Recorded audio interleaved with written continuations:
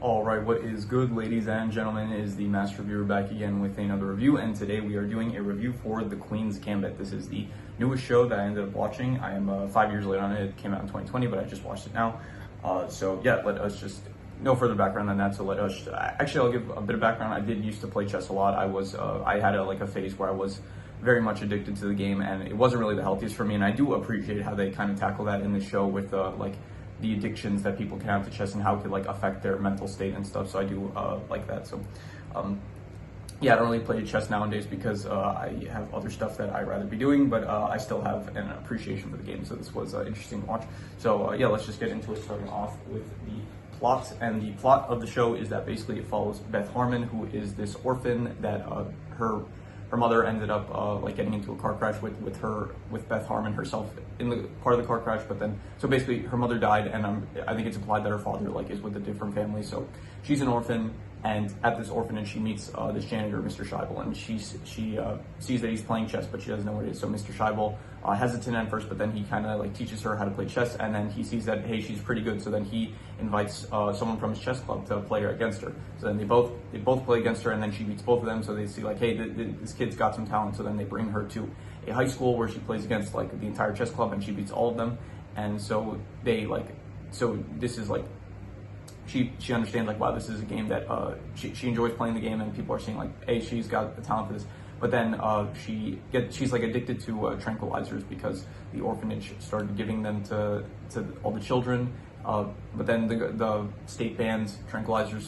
But then Beth still has an addiction to them. So she takes pills in order to cloud her memory and stuff, in order to make her I don't know, I guess avoid the pain of her childhood of when her mother died and stuff. So after she leaves the orphanage and she gets adopted by Mr. and Mrs. Wheatley. Mr. Wheatley, he eventually he gets arrested in Denver for some reason. I think it was Denver.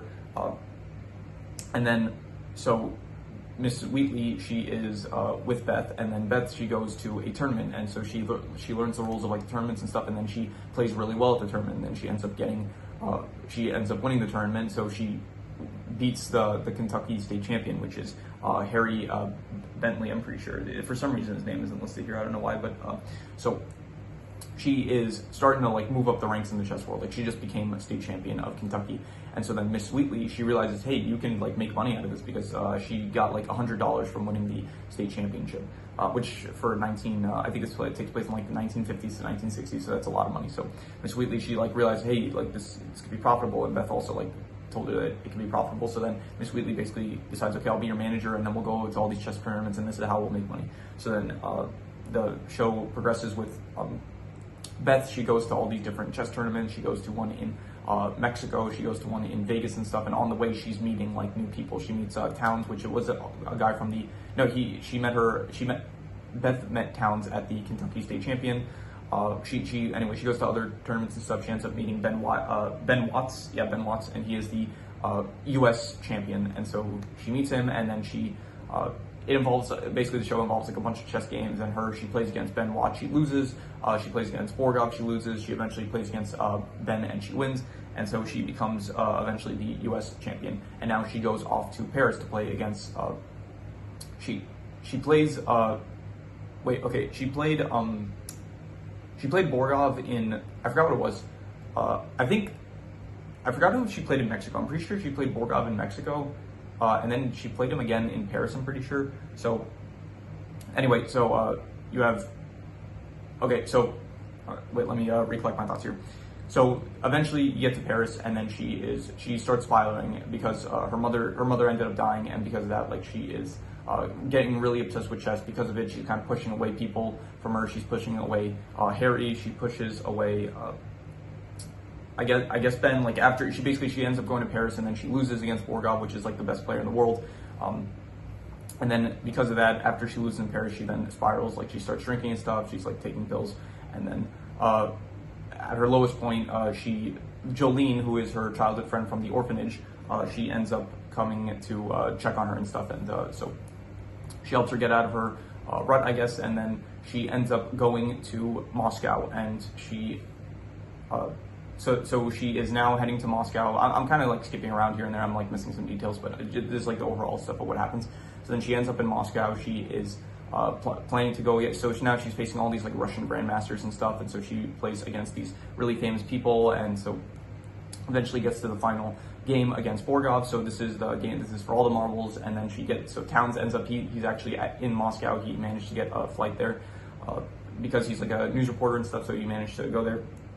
And then Towns, he ends up like getting on a call. He says like he's got some help for Beth, and so Ben and Harry and a bunch of other people that she ended up meeting, they are like working together to help her out with the game and stuff. And I kind of thought it was like a bit cheating, but then I realized like, oh no, Borgov is also like, they also do this, and so I guess this is like commonplace, like because they have adjournments, which is like if the game lasts too long, it's like they have to pause because they can't continue the entire day. So it's like they pause and they continue the next day. And I guess during that time you are allowed to like practice like the current setup of the game and like get help from outside parties and stuff. So yeah, so eventually they help her out, and then she plays the final match, and it's like it's not a position that they plan for and stuff, and so she starts worrying a bit, but then she starts concentrating, and then she starts she sees the board. There's like a thing that she has where she can see the board looking up at the roof of wherever she is. So she's like able to imagine the board like when looking up, but usually she needs the pills to be able to do that, and she's not on the pills right now. So but without taking the pill, she's able to visualize the board in her head, and because of that, she is able to end up beating Borgov. He offers to draw, but then she decides not to, and so she ends up playing against him, and then into the end game where Borgov is like really good at, and then she is not as good in the end games, but then she still manages to beat him. And so yeah, that is basically how it ends. It ends with this American, a U.S. worker working for the government. He basically is the one that like her bodyguard basically for all of Moscow. He says, okay, we're going to go to like the president's place, and we're going to go to all these places, do these photo shoots and stuff. And then she says, you know what, I'm going to walk to the airport. And then she walks, and then on the way, and she's not actually going to the airport. I think it's implied. And then she ends up in this park with a bunch of chess players, like a bunch of old chess players, and she ends up, and so she's like really like happy to be amongst like other chess players and stuff. And then she plays against the guy that looks very similar to Mr. Scheibel. So that was a nice ending. So yeah, so the plot I would give I'm gonna say an 8 out of 10. I think it was a great plot. I really did enjoy I thought it was a good plot. Everything that I mentioned, I thought it was interesting, and I was definitely invested. In terms of the characters, I think Beth Harmon, played by Anya Taylor-Joy, I think that she was a great protagonist. I did very much enjoy watching her progression in the chess world. I thought it was great. Towns, I thought Towns was good. I did think it was like kind of weird where it's like halfway through the show, kind of like after Vegas, he kind of like disappears because of some misunderstanding that Beth had with like him and like Roger or something. I don't really know what that was about, but Towns was good. It's just I kind of don't really understand his whole like why he just left in the middle and then he came back later on. So Benny, I like Benny. I thought he had like the best like clothing in the entire show. I thought that it was very cool. He was like constantly like wearing this like cowboy fit. He had like a cowboy hat on all the time, stuff. I thought was good. I did think it was kind of weird though at the end, like okay, Beth like kind of like he said, come back to New York, like don't start drinking yourself because you lost in Paris. And she's like, no, I'm gonna drink myself because I lost in Paris. And so Benny, when she's like finally, she's like, okay, you know what, I'm gonna pick myself up, I'm gonna go to Moscow. And then she calls Benny and asks him like, hey, could you give me some money and you want to come to Moscow with me? He's like very like, don't call me again and stuff. And it's like, okay, I don't know if that's like I don't know. It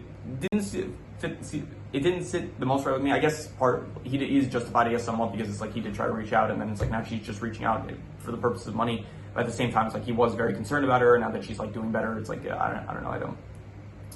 Didn't sit the best with me, but I did still think his character was great, especially towards the end, where it's like they do kind of make up where it's like he is helping her out with the final moves in the final game. So did like him. Borgov, I thought Borgov was very good. He's like the main, not antagonist, but he's the like there's no antagonist really in the show, but he's the main like guy that is the threat against Beth Harmon, like the best chess player in the world that she has to go up against. And so I think they did a good job. The actor that plays him, Marcin Dorosinski, did a great job of creating this like very stoic, like non-emotional machine that plays chess. I thought that was very good. Alma Wheatley, who is Beth's mother in the movie, the show, she was good. I did think though that it felt a bit like I don't know, she felt like a slight bit greedy. Like she was like she didn't believe in, I guess because like she didn't believe in like she was like very much like, oh, women can't play chess and stuff. But then she realized, oh, like okay, I guess women can play chess. And then I don't know, she was like, can I take a commission?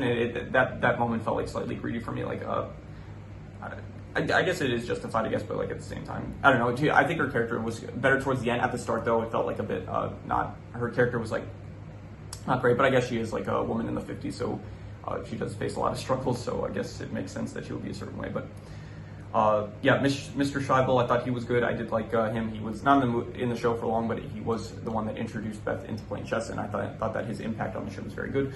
Anyone else worth mentioning here? Harry, I thought Harry was good. I thought that it was good where it's like at the very start in the Kentucky State Champion, he's like very arrogant and stuff, but then throughout the course of the show, he does become like a much better person and stuff that is trying to help Beth out, so I thought that was good.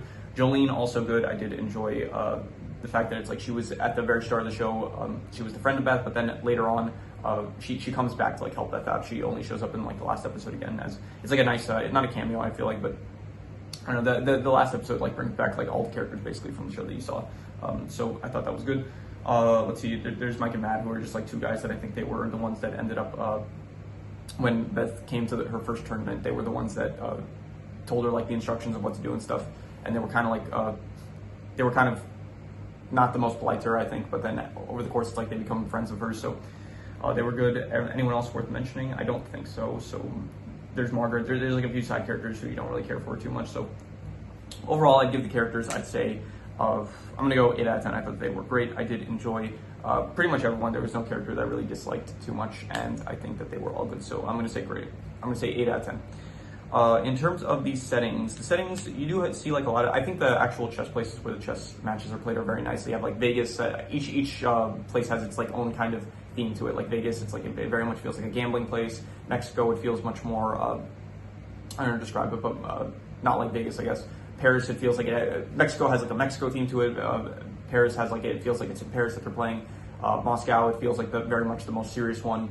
And so I do like all the different chess areas that they play. And so I will say that the settings are, I'm going to go with, I'll say very good. I'll say a 7.5 for the settings because I did very much like all the chess areas. Other than that, there's not really too many other places to mention, but I did like all the areas that they go for the chess tournaments and stuff. In terms of the drama I would say is, I'll go with like pretty good. I thought it was pretty good drama. It's like, it feels like kind of, always with sports stuff, it always feels kind of like, it always feels like it's never too serious with like sports stuff because it's always like the worst case scenario is just like you lose and it's like, it's not the worst thing in the world. But I do like it later on, like in the final episode and stuff, when the stakes really get high. When it's like the Mexico championship or like the Las Vegas one, it feels less so like serious or whatever. So, but I do think that it is pretty good drama, especially towards the end where the stakes feel very high and stuff. So definitely.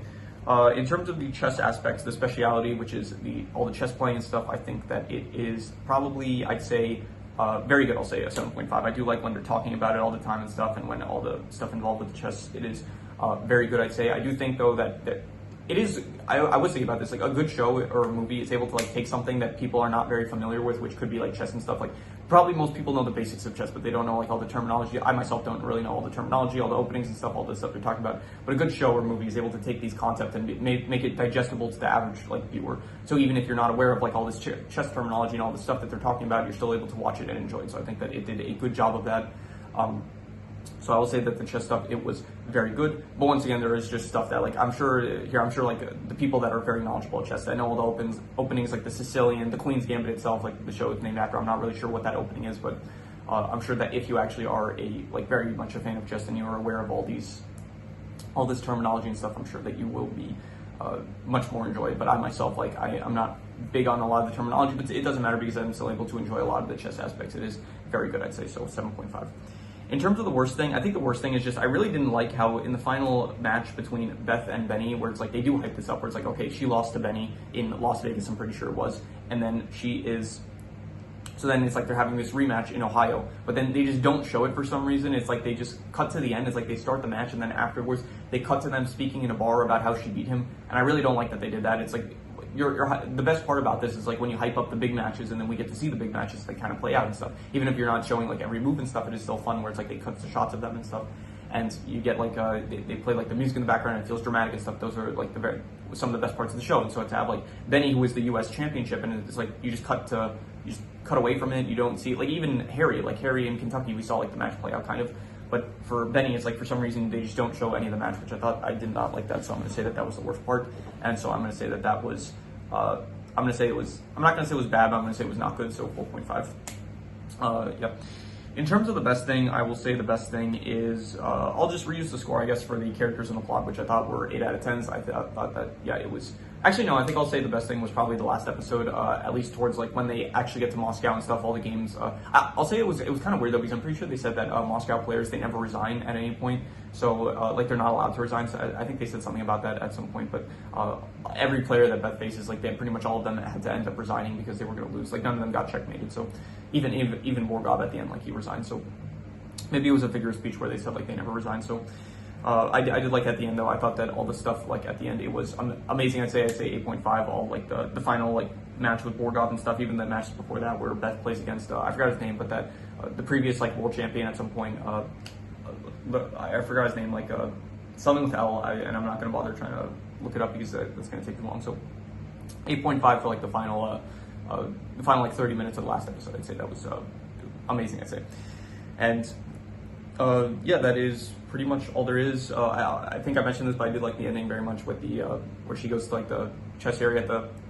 It's like basically her choosing like her love of chess over like all this like all other superficial stuff like photo shoots and all that. So I did think that it was a great ending, and where she's like playing against the old guy that resembles like Mr. Shavel.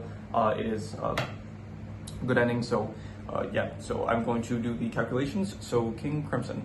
All right, so it ends up coming out to a 7 out of 10, which would be kind of low. And to be honest, I would give it a lot higher than that. I think I would give it probably an 8 out of 10. I think it was amazing. I don't think it was like the best show ever, but I do think that it was a very good show. So I would not give it, I don't, 7 would be pretty good, and I would give it 8 out of 10, which would be amazing. I thought it was, sorry, not amazing. I messed up the scoring system. 8 would be great. I thought it was great. I did not think it was amazing. Amazing would be an 8.5. I don't think it was amazing. I do think it was great though. I thought that was a great show. So 8 out of 10.